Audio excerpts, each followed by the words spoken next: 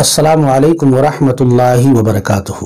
ناظرین، ہمارے پاس ایک بھائی صاحب نے یہ سوال بھیجا ہے کہ ایک شخص کی منگنی ہوئی، اس نے اپنے منگیتر سے کہا کہ اگر تم نے غیر شرعی کام کیا تو تم مجھ پر حرام ہو جاؤ گی۔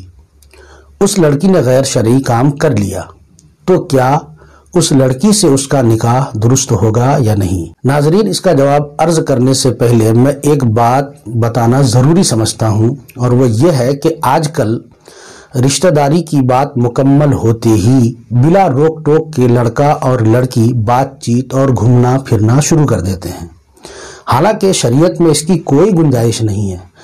یہ حرام اشد حرام ہے اور اس کی ذمہ داری گھر والوں پر بھی عائد ہوتی ہے، وہ بھی اس کے ذمہ دار ہیں۔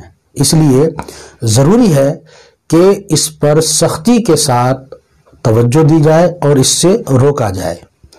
اب آپ اسی صورت مسئلہ میں لے لیجئے کہ لڑکا جس کا نکاح ابھی اس لڑکی سے نہیں ہوا ہے، وہ یہ کہہ رہا ہے، یہ شرط لگا رہا ہے کہ اگر تم نے غیر شرعی کام کیا تو تم سے میرا نکاح حرام ہوگا، حالانکہ وہ اس حالت میں خود غیر شرعی کام کر رہا ہے۔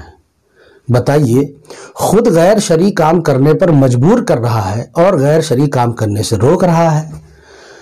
بہرحال اس سوال کا جواب یہ ہے کہ اس صورت میں دونوں کا نکاح صحیح ہوگا، کیونکہ حرام اور طلاق ہونے کے لیے ضروری ہے کہ وہ مالک ہو یا ملک کی طرف نسبت ہو، یعنی نکاح ہو یا نکاح کی طرف نسبت کی ہو۔ مثلا یوں کہے کہ اگر میں نے تجھ سے نکاح کیا تو تو مجھ پر حرام، اس طرح کا جملہ بولنے سے تب جا کے اس کا نکاح ہو تو جائے گا، لیکن نکاح ہوتے ہی وہ عورت حرام ہو جائے گی، اور یہاں ایسی کوئی صورت نہیں ہے۔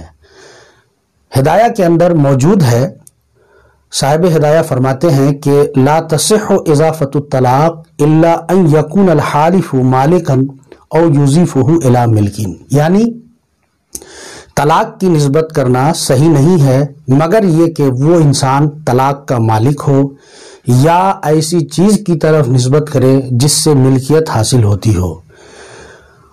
اور اگر ایسی صورت ہو، یعنی اجنبیہ سے کوئی یہ کہے کہ اگر تو گھر میں داخل ہوئی تو تجھے طلاق ہے، تو اس سے طلاق واقع نہیں ہوتی ہے، اس سے کوئی کسی پر حرام نہیں ہوتا ہے، اور یہاں یہی صورت ہے۔